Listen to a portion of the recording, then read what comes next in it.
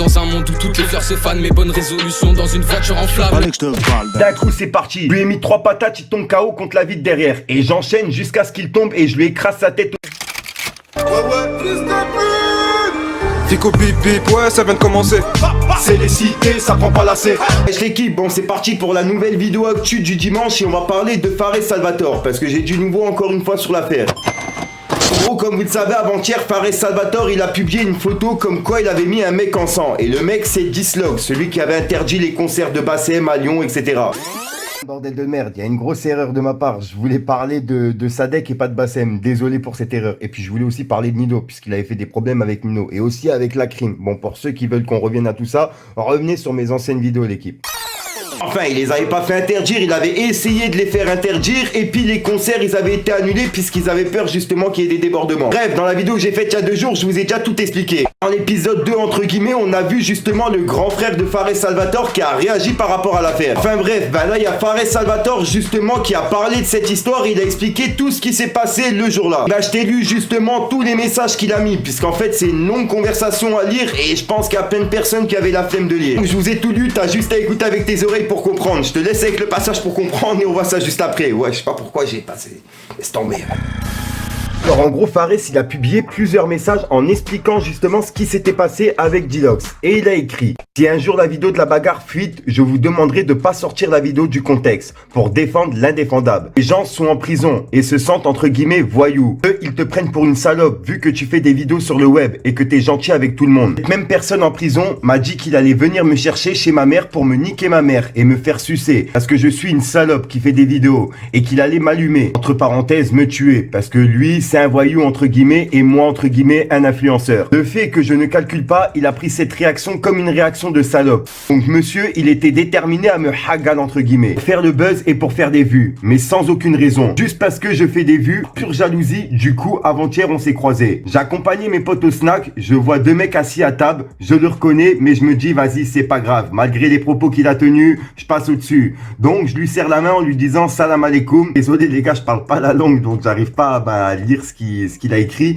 Et juste après il a écrit mon frère tu vas bien. Je répète cette même phrase pour son pote qui est avec lui et je me dirige vers le comptoir pour commander. Je pense qu'il a pris entre guillemets mon bonjour d'une façon différente de la mienne et il s'est dit ah, il a peur, je vais aller le voir. Du coup, il se lève et il vient par derrière. Se met devant moi et il me dit oh, là on est obligé de faire une vidéo ensemble. Une vidéo qui avait pour but de dire regardez, je fais une vidéo avec lui alors que je vais le soulever, lui et sa mère. Et pourtant, il fait rien en face de moi. Parce que je suis une salope entre guillemets. Gros, cette vidéo, elle allait me décrédibiliser. Pas que sur les réseaux sociaux, mais aussi en interne. Je connais beaucoup d'anciens dans la ville de Lyon. Tout se sait chez les entre guillemets voyous. On va dire ça comme ça pour que vous compreniez. Tout le monde a une famille, donc vous savez de quoi je parle. Et beaucoup d'anciens en prison lui disaient frérot, t'es parti trop loin. Arrête de croire que c'est une salope parce qu'il fait des vidéos. Il va mal finir. Il est pas comme sur ses vidéos. Si tu tiens des propos comme quoi tu veux le fumer. Lui, étant en prison, dans un milieu où il y a entre guillemets de vrais voyous, je pense qu'il voulait montrer qu'il était quelqu'un en faisant ça. Donc du coup, je reviens sur ce que je disais. Absolument sa vidéo. Et moi, ne voulant pas en arriver encore jusque là. Donc de là, je fais semblant de pas savoir qui c'était. Et je lui réponds pourquoi mon frère? T'es qui? Donc il me dit qui il est. Et de là, je me suis dit maintenant qu'il vient en face de moi et qu'il se présente alors qu'il sait tout ce qu'il a fait et qu'il fait ça devant tout le monde, je suis obligé de lui faire semblant. C'est bon au bout d'un moment. J'essaye de t'aider pour pas que ça parte en couille. Toi, tu vas absolument tenir parole. Donc je lui réponds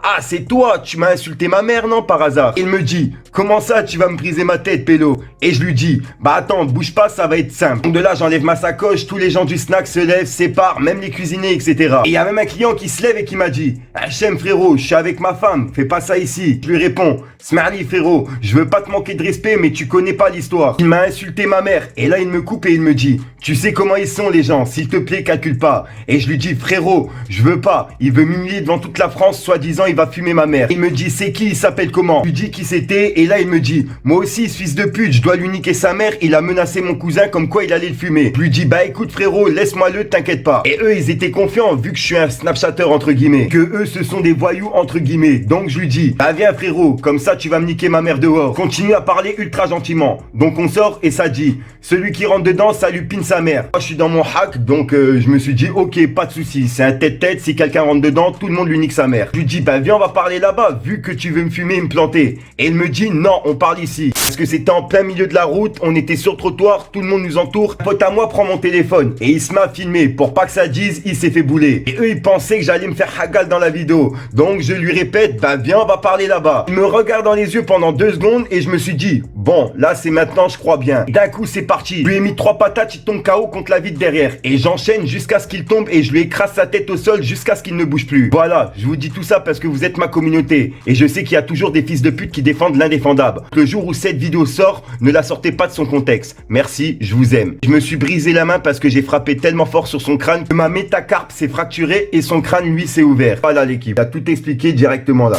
Voilà, donc voilà, on en sait un peu plus sur cette affaire, malgré que Fares Salvatore il l'avait déjà expliqué en story en vidéo. Et là, en message, c'est vrai qu'on comprend un peu mieux les choses et ce qui s'est passé ce jour-là. N'hésite pas à mettre un petit pouce bleu pour soutien et le référencement et à me dire ce que t'en penses dans les commentaires. J'ai vraiment hâte de lire ce que t'en penses. Après, comme d'hab, si t'as pas envie de mettre un long commentaire, tu mets un 1, 2, 1, 3 et puis voilà. Non, comme d'habitude, il y a un rappeur qui est prévu en fin de vidéo et puis moi j'arrête de vous casser les couilles. Je vous dis à ce soir pour une nouvelle minute croustillante, une nouvelle vidéo et une nouvelle excuse. Ça faisait longtemps ça, la vie de ma mère. Peace le gang. Allez que je te parle d'un truc. Sur la tombe de mon père, que je suis loin des beaux checks, c'est pas faute d'en rêver. Comme la calage de Daesh enrayé. Je ne suis pas Charlie, mais je ne souhaite pas de mort. Pourtant, les policiers veulent pas me voir dehors. 6 coups sous l'oreiller, j'ai du mal à m'y d'or. Sans aucune rancune, je vends la caille à prix d'or. Ma parole, c'est de l'or, ils peuvent pas l'encaisser. Oui, je peux tous vous baiser, donc pourquoi s'empresser? Une cookie, c'est précis dans tous les sens du terme. Si t'engages la chasse, vaut mieux pas que tu freines. Je suis du père dans un monde où toutes les fleurs se fanent. Mes bonnes résolutions dans une voiture en flamme. Du truc. On est qu'à dans la cova et mon poteau faut changer de disque. Crapuleux comme végétal, je vais prendre ta vie, je vais te montrer les verres actifs. On va enfumer toute ta ville, en général je me fais petit, c'est pour enculer les tarifs. Vis gros vite ta vie, un jour où l'hôtel va partir. Un petit coup de képré et là je ressens que c'est parti. La mumu qui te colle dans tes coups t'as plus que 1000. Elle fait la timide sur son bouche, je mets des gifs. Calibré dans la gova, je te mets hors piste, sois pas triste. On n'a pas les mêmes idées, pas les mêmes rivalités. Y'a pas de faux cul, y'a que des vrais, ben moi au moins je t'ai pas lassé. C'est mon talent que je vais visser, je sais que jamais je vais renoncer. Allez que je te parle d'un truc. Du truc.